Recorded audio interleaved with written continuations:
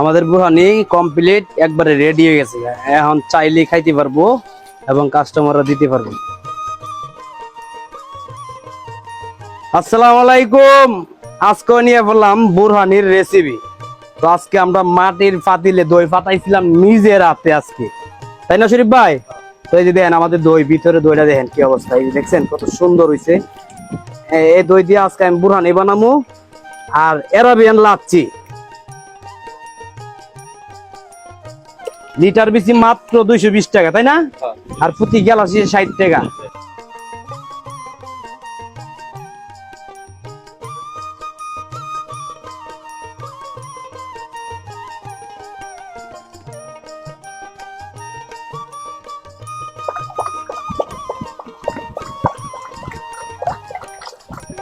আমাদের এই যে পুদিনা পাতা পরিষ্কার করতে দিব আগে।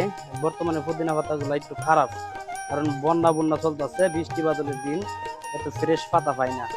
কিন্তু আপনারা কমেন্ট করেন না, আমি ভালো করে পরিষ্কার করে দিব, বুঝছেন? দিয়ে দিলাম সাদা সরিষা,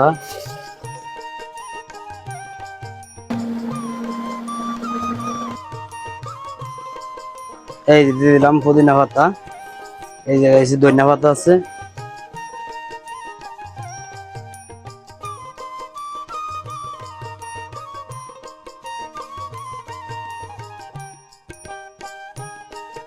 জিরার গুঁড়া, গোলমরিচ, সাদা গোলমরিচ জিরা, এটা যে লবণ, সাদা লবণ, বিট লবণ দিয়ে দিলাম কিছু।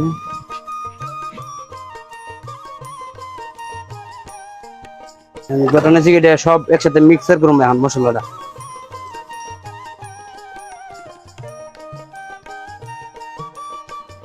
এনে মশলাটা যাই বানাইছি দেখলে নিত, এখন কিন্তু দইয়ের সাথে দিয়ে দিব আমরা মিক্সার করে। এই যে চিনি লাগবে আমাদের, 1200 গ্রাম চিনি আছে। এই যে আমাদের মশলা ডাইলা দিলাম, চাকনি দিয়ে চাকিয়ে দিব।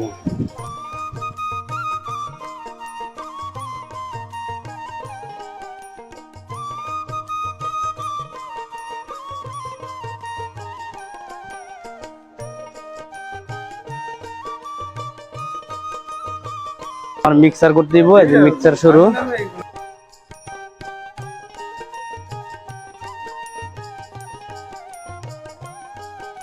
দিয়ে দিব এক গ্লাস, না মিক্সার করে দিব?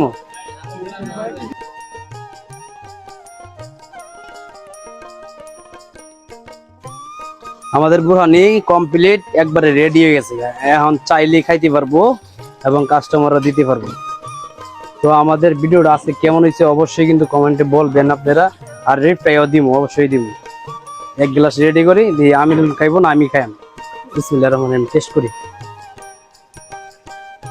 তো এভাবে বুরহানি বানাইতে একবারে সহজ, কেমন?